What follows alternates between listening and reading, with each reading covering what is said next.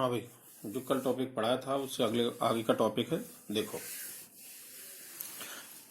ये बहुत important topic है और इस पर सवाल अब आने लगे। पहले नहीं आते थे लेकिन बोर्ड में, यूपी बोर्ड में अब आते हैं और बड़ा अच्छा टॉपिक है। देखो, पहले तो मैं बता दे रहा हूँ, कुछ एक डेफिनेशन है वो समझ लो। लिखा है अपसामान्य अणुभार, जिसे हम बोलते हैं एबनॉर्मल मॉलिक्यूलर मास।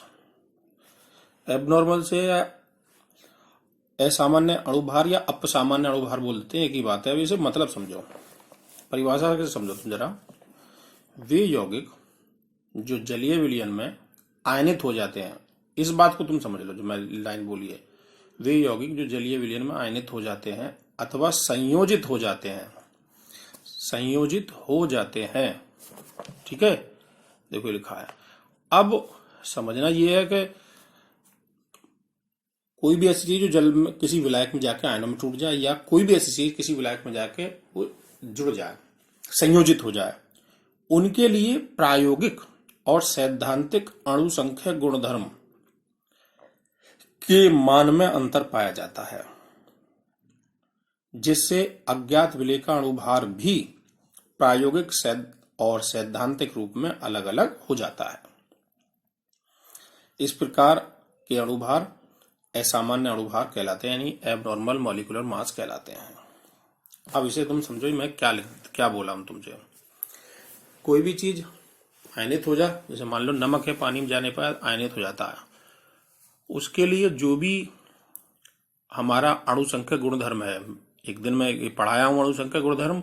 अणु संख्या गुणधर्म में मैं लिखवाया था कि अणु संख्या गुणधर्म विलयन के वे सभी गुण हैं जो उसमें उपस्थित विलेय की मात्रा यानी मोलों की संख्या या आयनों की संख्या पर निर्भर करते हैं, विलेय की प्रकृति पर नहीं। ये मैं लिखवा चुका हूं पहले।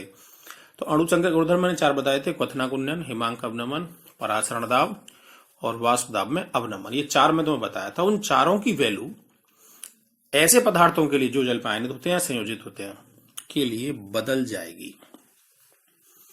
यानी उनके प्रायोगिक मान कुछ और होते हैं और सैद्धांतिक मान कुछ और होते हैं, वही हमें समझना है।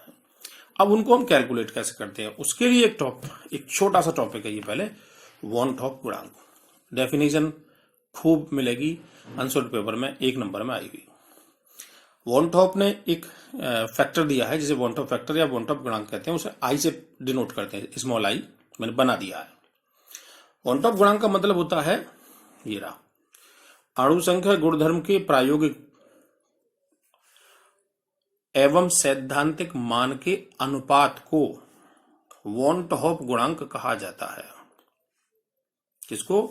अणु संख्या गुणधर्म के प्रायोगिक मान एवं सैद्धांतिक मान के अनुपात को वॉन टॉप गुणांक कहा जाता है। मतलब उसकी प्रायोगिक वैल्यू क्या है, यानी प्रैक्टिकल वैल्यू क्या है, और उसकी थियोरेटिकल वैल्यू क्या है, उन दोनों के रेशो को आई से डिनोट करते हैं। तो मैंने लिखा है फॉर्मूला आई इक्वल टू प्रायोगिक सीपी अपॉन सैद्धांतिक सीपी। सीपी का मतलब है कॉलिगेटिव प्रॉपर्टी, मतलब अणु संख्या गुणधर्म। और इन चारों के अलावा अणुभार के साथ रिलेशन है उल्टा। देखो, यहां प्रायोगिक बटे सैद्धांतिक, अणुभार के साथ ही अणुभार है सैद्धांतिक बटे प्रायोगिक। तो वॉन टॉप गुणांक हमें ज्ञात करना है, इसलिए यदि हमें 5 अणु संख्या गुणधर्म निकालने हैं तब, जबकि कोई पदार्थ विलायक में संयोजित हो जाए या वियोजित। अब देखो, ये मैंने लिखा आई इक्वल टू होगा प्रायोगिक, ये डेल्टा टी भी क्या है, डेल्टा टी भी क्वथनांक उन्नयन। तो यहां आई बराबर हुआ डेल्टा टी बी प्रायोगिक, ठीक है, और बटे डेल्टा टी बी सैद्धांतिक। समझ गए? तो अगर डेल्टा टी बी सैद्धांतिक मुझे निकालना, मतलब मुझे प्रायोगिक निकालना है, तो मैं इसकी मल्टीप्लाई कर दूंगा। तो डेल्टा टी बी प्रायोगिक जो आएगा वो आएगा आई इंटू डेल्टा टी बी सैद्धांतिक। वैसे क्योंकि अणु संख्या गुणधर्म होता है क्वथनांक उन्नयन, वैसे ही हिमांक अवनमन में फॉर्मूला लगेगा I equal to delta T F प्रायोगिक बटे डेल्टा टी एफ सैद्धांतिक। वही परासरण दाब के लिए आई बराबर डेल्टा टी परासरण दाब प्रायोगिक बटे सैद्धांतिक। पी का मतलब प्रायोगिक, एस का मतलब सैद्धांतिक लिख दिया, लेकिन हिंदी में की जगह इंग्लिश में लिख दिया। वैसे ही आई इक्वल टू परासरण दाब प्रायोगिक बटे परासरण दाब वो क्या नाम है, वाष्प दाब में अवनमन। डेल्टा टीबी यहां वाष्प दाब में अवनमन के लिए और पाई यहां परासरण दाब के लिए। तो अगर तुम देखोगे डेल्टा टीबी ये वही मैंने कर दिया पुराना फॉर्मूला। अगर प्रायोगिक देखोगे तो उसको निकालने के लिए हमें आई से मल्टीप्लाई करनी पड़ेगी सैद्धांतिक में, आई से। तो डेल्टा टी भी प्रायोगिक होगा आई इंटू डेल्टा टी भी सैद्धांतिक। अब इन्हीं को देखो, ये फॉर्मूले फिर ऐसे लिखे जाएंगे, डेल्टा टी भी प्रायोगिक आई के बी इंटू एम। के बी इंटू एम पता ही तुमको, सबसे पहले डेल्टा टी बी बराबर क्या होता है, डेल्टा टी बी बराबर होता है के बी इंटू एम।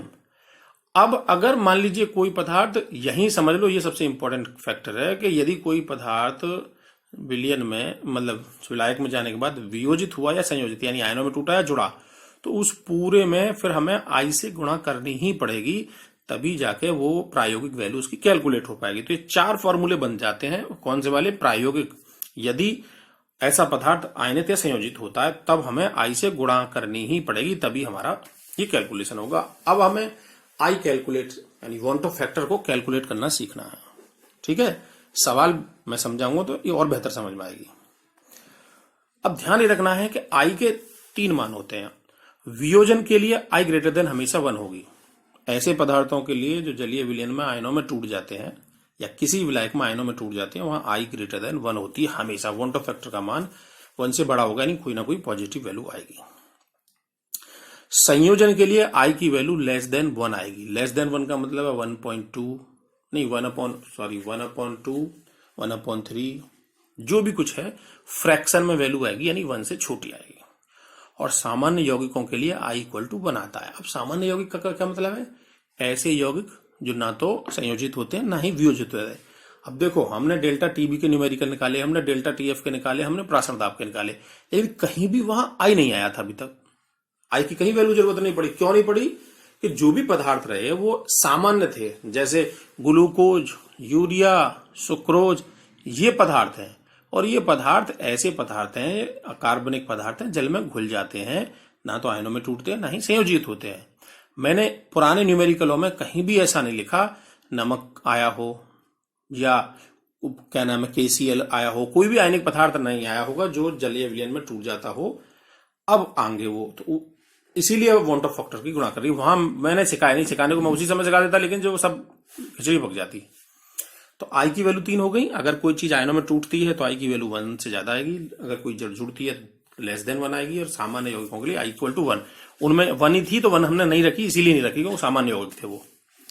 अब ज्ञात कैसे करोगे, अगर कोई चीज वियोजित हो रही है तो कैसे ज्ञात करोगे, देखो वियोजन के लिए कैसे करोगे।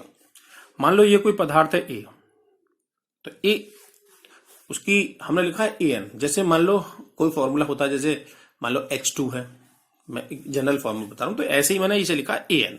इसका मतलब है इसके जो आयनों की संख्या है या इसके अणुओं की संख्या है वो N है। जब ये वियोजित होगा तो ये उन्हीं N भागों में, मान लो ये A2 है तो टूटने के बाद क्या बन जाएगा 2A। अगर ये A4 है तो टूटने के बाद क्या बन जाएगा 4A। तो वैसे ये AN है तो इक्वल टू हो गया Na, ठीक है। Na का मतलब नंबर ऑफ मोल। इसकी जो प्रारंभिक वैल्यू है वो हमने 1 मानी और इसकी 0, क्योंकि प्रारंभ में इसकी वैल्यू कुछ नहीं होगी, ये 0 मतलब जिसे ले रहे हैं वही तो होगा। ये तो जब रिएक्शन होगी तब उसके बाद टूटेगा। तो हमने कहा कि साम्य अवस्था ही इसमें से अल्फा भाग टूट गया, यानी अल्फा भाग इधर चला गया। तो जब चला गया तो इसके बनने वालों की संख्या कितनी होगी, इसमें से तो कम हो जाएगा क्योंकि इसमें से इधर जा रहा है। और इसकी संख्या कितनी हो जाएगी n इंटू अल्फा। n का मतलब ये जो संख्या है इससे मल्टीप्लाई इसकी अल्फा में हो जाएगी, क्योंकि अल्फा कम हुई तो इधर गई है अल्फा, इसमें n से गुणा हो जाएगी। तो जो इनको जोड़ो 1 + 0 का मतलब 1, तो ये तो वो सैद्धांतिक कण जो प्रैक्टिकल जो सैद्धांतिक फॉर्म में थे। अब इनको जोड़ो 1 - अल्फा + n अल्फा, मैंने यहां लिख दिया, इसे कहते हैं प्रायोगिक कण। अब बात आई आई की। आई बराबर होती है प्रायोगिक CP बटे सैद्धांतिक CP। तो प्रायोगिक ये आ रहे और सैद्धांतिक 1 है, क्योंकि जी एक ही तो आ रहा है। जब इसे कैलकुलेट करोगे तो 1 - अल्फा + n अल्फा आ जाएगा, सही है। और ये आई की वैल्यू आ जाएगी, यानी आई हमें कैलकुलेट करना होगा इस फॉर्मूले से। कब, जब कोई भी चीज आयनों में टूटेगी, यानी 1 - अल्फा + n अल्फा। तो अल्फा क्या रहेगी, उस पदार्थ के वियोजन की मात्रा रहेगी, n क्या रहेगी, आयनों की संख्या रहेगी। अब अगर मान लो तुम्हें अल्फा की वैल्यू निकालने का भी कैलकुलेट करने के बाद तो वो इतनी आएगी। अब कैसे आएगी, इससे मैं बता दे रहा हूं कि अल्फा की वैल्यू कितनी आएगी। वैसे तुम इसे कर सकते हो, ये सीधा सीधा न्यूमेरिकल है, लेकिन फिर भी मैं बता दे रहा हूं कैसे आएगी। देखो मैं लिख दे रहा हूं, अभी हमने लिखा 1 - I equal to 1 minus alpha plus N alpha. I equal to 1 minus alpha common ले लो। जब इसमें से कॉमन लोगे तो यह आएगा 1 माइनस एन आएगा। अब इस वैल्यू को ले जाओ आई की जगह पर, तो ये क्या आएगा 1 माइनस आई। अल्फा बराबर कितना आएगा 1 माइनस आई अपॉन 1 माइनस एन। या चाहो तो 1 ऊपर से माइनस और ऊपर से कॉमन ले लो तो लिख सकते हो आई माइनस 1 और एन माइनस 1। वही वैल्यू मैंने डायरेक्ट यहां लिख दिया। ठीक है, देखो ये जो वैल्यू लिखी है ये कैसे आई है वो मैं बता दे रहा हूं। ये 1 माइनस, ये आई की वैल्यू है कब, जब ये कोई पदार्थ वियोजन में दिखाएगा। तो I equal to 1 minus alpha plus N alpha. अब इसमें से मैंने अल्फा कॉमन ले लिया तो ये 1 माइनस एन आएगा। इसे लेके ट्रांसफर कर दिया, इसे यहां ले आए और इससे डिवाइड कर दी। तो या तो ये लिखा रहने तो कोई दिक्कत नहीं है, और अगर चाहते हो तो इसमें से माइनस कॉमन ले लो, इसमें से माइनस कॉमन ये आ जाएगा। तो ये मैंने डायरेक्ट लिख दिया। तो ये तब वैल्यू आई की जब वियोजन होगा, और अल्फा की वैल्यू तब है जब ये। तो ये ऑब्जेक्टिव सवाल के हिसाब से ये सही है, बाकी इसकी जरूरत तो हमें न्यूमेरिकल में पड़ेगी। अब संयोजन के लिए ये जो फॉर्मूला मैं बता रहा हूं आई कैलकुलेट करने का, इसकी जरूरत नहीं, तो हमें तो डायरेक्ट रखना है। ये तो मैंने बता दिया, डायरेक्ट ही रखना है हमें ये। ठीक है, अब आई संयोजन की बात। संयोजन में जुड़ेगा तो उसका उल्टा कर लो। मान लो हमारे पास ए के एन अणु है। ठीक है, अब मैं अगली यूनिट में से बताता हूं।